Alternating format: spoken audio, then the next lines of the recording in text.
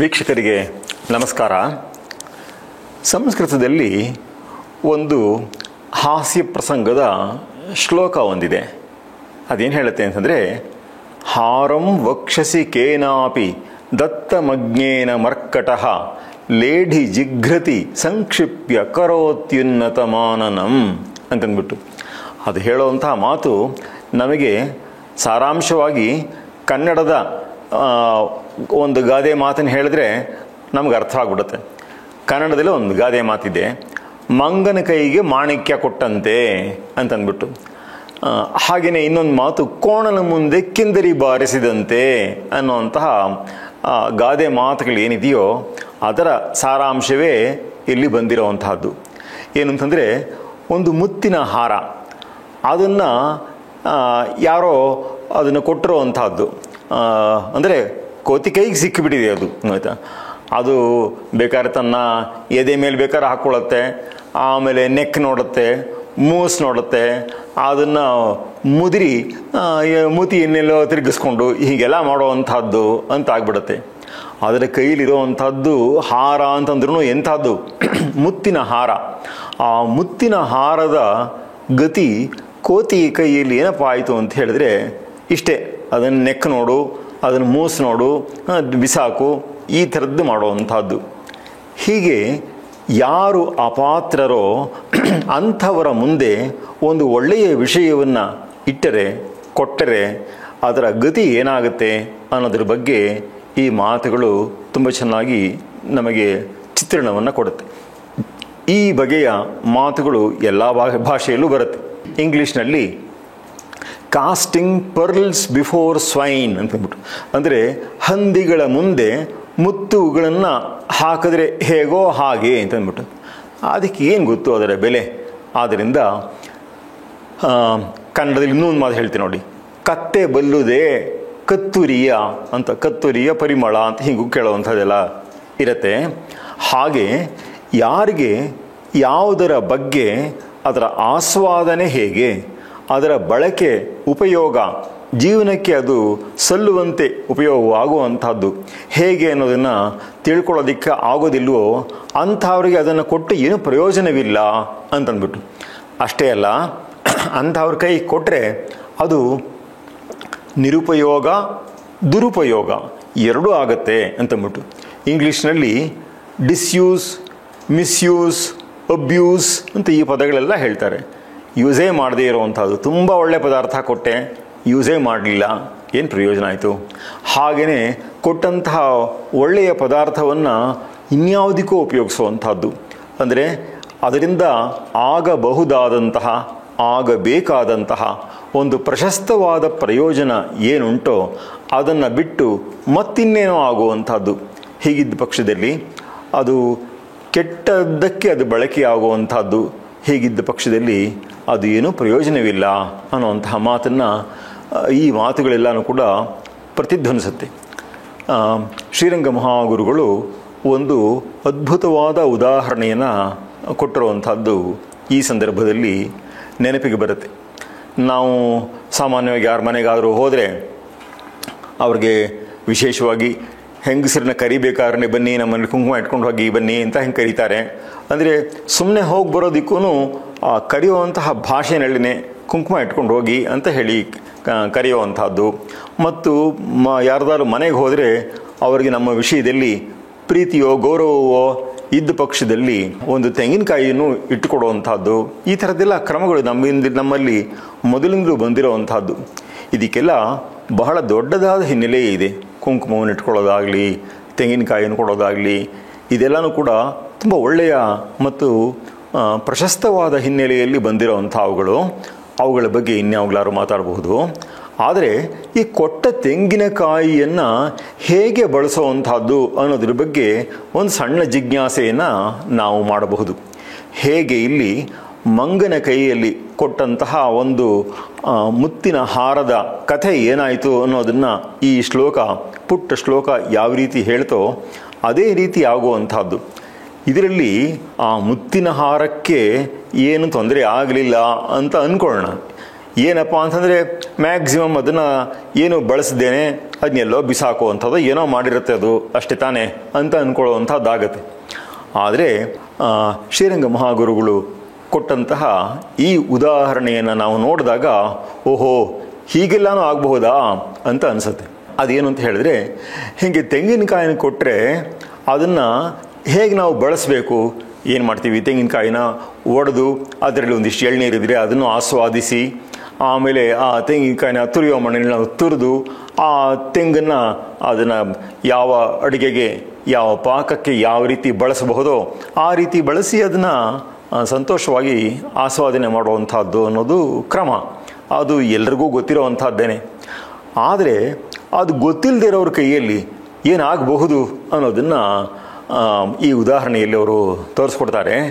ಏನಂತ ಹೇಳಿದ್ರೆ, ಅವರು ಕೊಟ್ಟಿರುವಂತಹ ಪದಾರ್ಥವನ್ನು ನಾನು ಸಂಪೂರ್ಣವಾಗಿ ಬಳಸುತ್ತೇನೆ ಅಂತಂದ್ಬಿಟ್ಟು ನಾವು ಸಂಕಲ್ಪ ಮಾಡ್ಕೊಂಡ್ಬಿಟ್ಟು ಅದನ್ನೇನಾದ್ರೂ ಆ ಜುಂಗನ್ನು ಬಾಯಿಗೆ ಹಾಕ್ಕೊಂಡು ಜಗದು ಚಪ್ಪರಿಸಿ ಮಾಡೋಕ್ಕೆ ಹೋದ ಪಕ್ಷದಲ್ಲಿ ಏನಾಗಬಹುದು. ಎರಡನೇದು, ಅದಕ್ಕಿಂತಲೂ ಕೂಡ ಘೋರ ಅಂತ ಹೇಳಿದ್ರೆ ಅದರ ಕರಟ ಇದೆಯಲ್ಲ ಅದನ್ನೂ ಉಪಯೋಗಿಸ್ಕೋಬೇಕು ಅಂತ ಹೇಳಿ ಅದನ್ನ ಹಲ್ಲಿಂದ ಕಡಿದು ಹಲ್ಲು ಮುರುಕೊಳ್ಳುವಂತಹ ಪ್ರಸಂಗವಾದರೆ ಆವಾಗೇನು ಅಂದರೆ, ಯಾವುದೇ ಪದಾರ್ಥವನ್ನು ಕೊಟ್ಟರೂ ಕೂಡ ಅದರಲ್ಲಿ ತಿರುಳೇನು ಅನ್ನೋದನ್ನು ಮೊದಲು ಗಮನಿಸಿಕೊಳ್ಳಬೇಕು.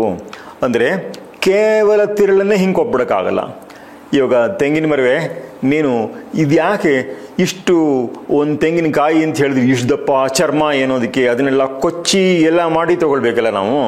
ಆಮೇಲೆ ತೆಂಗಿನಕಾಯಿನ ಒಡೆದು ಎಲ್ಲ ಮಾಡಿ ತೊಗೊಳ್ಬೇಕಲ್ಲ, ನೀನು ಸ್ಟ್ರೇಟಾಗಿ ಹಾಗೆ ಕೊಟ್ಬಿಡ್ಬೋದಲ್ಲ ಅಂತ ಕೊಟ್ಟರೆ ಅದು ಹಾಗೆ ಉಳಿಯೋಕ್ಕೆ ಸಾಧ್ಯವೇ ಅದು?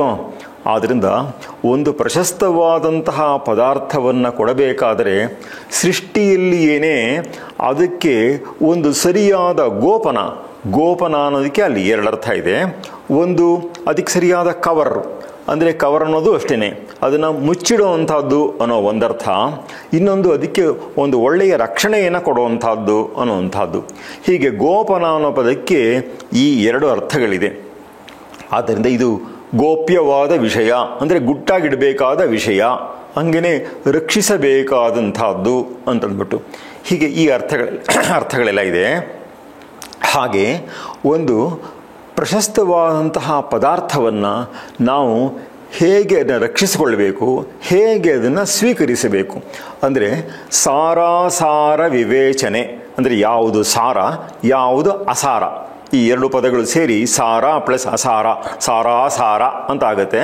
ಅದರಿಂದ ಸಾರಾಸಾರ ವಿವೇಚನೆ ಅಂದರೆ ಬಿಡಿಸಿಕೊಳ್ಳುವುದು ಅಂತ ಅರ್ಥ.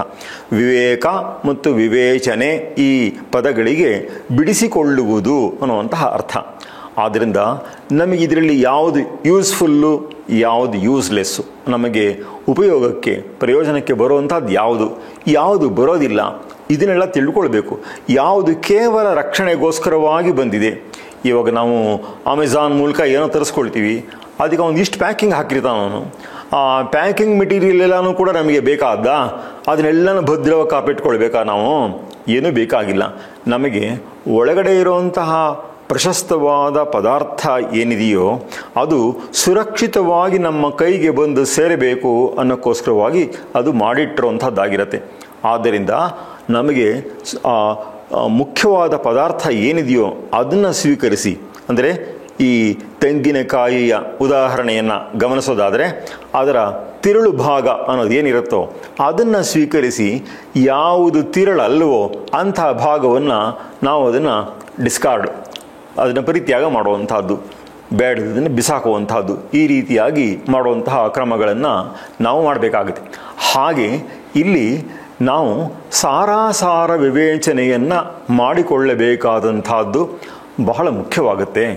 ಆದ್ದರಿಂದ ಎಂತಹ ಒಳ್ಳೆಯ ಪದಾರ್ಥವನ್ನು ಕೊಟ್ಟರೂ ಕೂಡ ನಾವು ಇದರಲ್ಲಿ ಸಾರಿಷ್ಠವಾದ ಭಾಗ ಯಾವುದು, ಸಾರವಿಲ್ಲದೇ ಇರುವಂತಹ ಭಾಗ ಯಾವುದು ಅನ್ನೋದನ್ನು ಗಮನಿಸಿಕೊಳ್ಳಬೇಕು. ಮತ್ತು ಮುಖ್ಯವಾಗಿ ಅಪಾತ್ರರಿಗೆ ಯಾವುದನ್ನು ಕೊಡಬಾರದು ಅನ್ನುವಂಥದ್ದನ್ನು ಇದು ಹೇಳುತ್ತೆ. ಅಪಾತ್ರ ಅಂತ ಹೇಳ್ತೀವಲ್ಲ ನೋಡಿ, ಪಾತ್ರರಾದವರಿಗೆ ಇದನ್ನು ಕೊಡಿ, ಸತ್ಪಾತ್ರರಿಗೆ ಕೊಡಿ, ಈ ಪದಗಳೆಲ್ಲ ಬಳಸುವಂಥದ್ದಿದೆ. ಏನು ಪಾತ್ರ ಅಂದರೆ ಏನು? ಅದೇ ಪಾತ್ರ ಅಂದರೆ ಗೊತ್ತಿಲ್ವಾ? ಪಾತ್ರೆ ಇವಾಗ ಹಿಂದೆ ಎಲ್ಲನೂ ಮನೆಗೆ ಹಾಲು ತಂದು ಮಾರೋರು, ಅವನು ಹಾಲನ್ನು ಯಾವುದೋ ಒಂದು ಇದರಲ್ಲಿ ತೊಗೊಂಬಂದು ನಮಗೆ ನೀವು ಪಾತ್ರೆ ತೋರಿಸಿ ಇದಕ್ಕೆ ಹೊಯ್ತೀನಿ ಅಂತಂದ್ಬಿಟ್ಟು ಅವನು ಕೇಳೋನು. ಅದನ್ನು ನಾವು ಮನೆಯಿಂದ ಪಾತ್ರೆ ತೊಗೊಂಡೋಗ್ಬಿಟ್ಟು ಅದಕ್ಕೆ ಹೊಯ್ಸ್ಕೊಂಡು ತರ್ತಾ ಇದ್ವಿ. ಹೀಗೆಲ್ಲ ಇತ್ತು. ಈಗೆಲ್ಲ ಪ್ಲಾಸ್ಟಿಕ್ ಪ್ಯಾಕೆಟ್ಗಳು ಬಂದುಬಿಟ್ಟಿದೆ ಎಲ್ಲ ಸೆರಣೆ. ಪ್ಲಾಸ್ಟಿಕ್ ಪ್ಯಾಕೆಟಲ್ಲಿ ಬಂದ್ರೂ ಕೂಡ ಆಮೇಲೆ ಏನು ಮಾಡ್ತೀವಿ? ಅದನ್ನು ಒಂದು ಪಾತ್ರಕ್ಕೆ ಅದನ್ನ ಹೊಯ್ಕೊಂಡು ತಾನೇ ನಾವು ಅದನ್ನ ಕಾಯಿಸ್ಕೊಳ್ಳೋವಂಥದ್ದು. ಏನು ಪಾತ್ರ ಅನ್ನೋ ಪದಕ್ಕೆ ಅದು ಸಂಸ್ಕೃತ ಪದ. ಅದು ಸುಮ್ಮನೆ ನಾವು ಪಾತ್ರೆ ಅನ್ನೋದನ್ನು ಕನ್ನಡದಲ್ಲಿ ಹೆಚ್ಚು ಬಳಸಿ ಅದು ಕನ್ನಡದ ಪದ ಅಂತ ನಾವು ಅಂದ್ಕೊಂಡಿದ್ದೀವಿ. ಸಂಸ್ಕೃತದ ಪದ ಅದು. ಅದಕ್ಕೆ ಒಂದು ವಿಶೇಷವಾದ ಅರ್ಥವಿದೆ. ಏನಂತ ಹೇಳಿದ್ರೆ ಅದರಲ್ಲಿ 2 ಕಾಂಪೊನೆಂಟ್ ಇದೆ, 2 ಭಾಗಗಳು. ಒಂದು ಪಾತ, ಇನ್ನೊಂದು ತ್ರ ಅನ್ನೋವಂಥದ್ದು. ಪಾತ ಅಂದರೆ ನಮಗೆಲ್ಲ ಗೊತ್ತೇ ಇರೋದು, ಬಿದ್ದೋಗುವಂಥದ್ದು ಅಂತಂದ್ಬಿಟ್ಟು. ಅವನಿಗೆ ಅಧಃಪಾತವಾಯಿತು, ಪತನವಾಯಿತು, ಈ ಪದರದೆಲ್ಲ ಕೇಳ್ತೀವಲ್ಲ ನಾವು. ಒಂದು ಪದಾರ್ಥ ಪತಿತವಾಗಿಬಿಡುತ್ತೆ, ಪತನವಾಗಿಬಿಡುತ್ತೆ ಅಂತಂದ್ಬಿಟ್ಟು ಅಂತ, ಬಿದ್ದು ಹೋಗುವಂಥದ್ದು ಅಂತ. ತ್ರಾಣನ ಅಂತಂದರೆ ಕಾಪಾಡೋದು ಅಂತ, ತ್ರ ಅನ್ನೋ ಪದಕ್ಕೆ ಆ ಅರ್ಥ.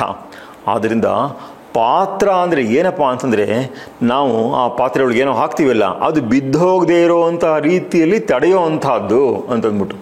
ಅಂದರೆ ಒಂದು ವಸ್ತುವನ್ನು ಕೊಡಬೇಕಾದ್ರೆ ಅದು ಪಾತ್ರನಿಗೆ ಕೊಡಬೇಕು, ಸತ್ಪಾತ್ರನಿಗೆ ಕೊಡಬೇಕು ಅಂತಂದರೆ ಅರ್ಥ ಏನಪ್ಪ ಅಂದರೆ ಎಲ್ಲಿ ಹೋದರೆ ಆ ಪದಾರ್ಥ ಚೆನ್ನಾಗಿರುತ್ತೋ ಅಲ್ಲೇ ಉಳ್ಕೊಳ್ಳುತ್ತೋ, ಬಿದ್ದೋಗಲ್ವೋ, ಕೆಟ್ಟೋಗಲ್ವೋ, ಹಾಳಾಗಲ್ವೋ ಆ ರೀತಿಯಾಗಿ ಮಾಡಬೇಕು ಅನ್ನೋದು ಅರ್ಥವೇ ವಿನಃ ಅದನ್ನು ಸುಮ್ಮನೆ ಇಟ್ಕೊಂಡ್ಬಿಡ್ಬೇಕು ಅನ್ನೋದು ಅರ್ಥ ಅಷ್ಟೇ ಅಲ್ಲ ಅದು. ಆದ್ದರಿಂದ ನಾವು ಉದಾಹರಣೆಗೆ ಹಾಲನ್ನು ತಗೊಂಡು ಸುಮ್ಮನೆ ಇಟ್ಬಿಡುವಂಥದ್ದೇ. ಅದು ಸುಮ್ಮನೆ ಇಟ್ಬಿಟ್ರೆ ಸ್ವಲ್ಪ ಹೊತ್ತಿಗೆಲ್ಲ ಅದು ಹಾಲು ಹಾಳಾಗ್ಬಿಡುತ್ತೆ. ಅದರಿಂದ ಹಾಗಾಗದಂತೆ ಅದನ್ನ ಕಾಯಿಸಬೇಕು, ಎಷ್ಟು ಟೆಂಪರೇಚರಲ್ಲಿ ಕಾಯಿಸಬೇಕು, ಇದೆಲ್ಲ ಲೆಕ್ಕಾಚಾರಗಳಿದೆ. ಅದನ್ನು ಮುಂದಕ್ಕೆ ಬಳಸ್ಕೊಳ್ಬೇಕು ಅಂತ ಹೇಳಿದ್ರಿ. ಹೀಗೆ ಯಾವುದೇ ವಿಷಯವನ್ನು ಕೊಡಬೇಕಾದರೂ ಕೂಡ ಆ ಪಾತ್ರ ವಿವೇಚನೆಯನ್ನು ಮಾಡಿಕೊಂಡು ಅದನ್ನು ಕೊಡಬೇಕು ಅಂತ. ಸಂಸ್ಕೃತದಲ್ಲಿ ಕನ್ಯೆಯನ್ನು ಕೊಡಬೇಕಾದ್ರೆ ಸತ್ಪಾತ್ರನಿಗೆ ಕೊಡಬೇಕು ಅಂತಂದ್ಬಿಟ್ಟು ಕಾಳಿದಾಸನಲ್ಲಿ ಒಂದು ಮಾತು ಬರುತ್ತೆ. ಏನು ಅಂತಂದರೆ ಗುಣವತೆ ಕನ್ಯೇಕಾ ಪ್ರತಿಪಾದನೀಯ ಅಂತಂದ್ಬಿಟ್ಟು, ಗುಣಶಾಲಿಯಾದವನಿಗೆ ಕೊಡಬೇಕು ಅಂತಂದ್ಬಿಟ್ಟು. ಹೀಗೆ ಪ್ರತಿಯೊಂದು ವಸ್ತುವಿಗೂ ಕೂಡ ನಾವು ವಿದ್ಯೆಯೇ ಆಗಲಿ ಬೇರೆ ಸಂಪತ್ತೇ ಆಗಲಿ ಯಾರಿಗೆ ಕೊಟ್ಟರೆ ಆ ಪದಾರ್ಥ ಅವರಲ್ಲಿ ಚೆನ್ನಾಗಿ ಉಳಿಯುತ್ತೋ, ಚೆನ್ನಾಗಿ ಬೆಳೆಯುತ್ತೋ ಅಂಥವರಿಗೆ ಕೊಡಬೇಕು, ಯೋಗ್ಯವಾಗಿ ಬಳಸಬೇಕು ಅನ್ನುವಂತಹ ಸಂದೇಶವನ್ನು ಈ ಪುಟ್ಟ ಸುಭಾಷಿತ ನಮಗೆ ಕೊಡುತ್ತೆ. ಇದು ನಮ್ಮ ಜೀವನಕ್ಕೆ ಒಂದು ಪಾಠವಾಗಬೇಕು. ನಮಸ್ಕಾರ.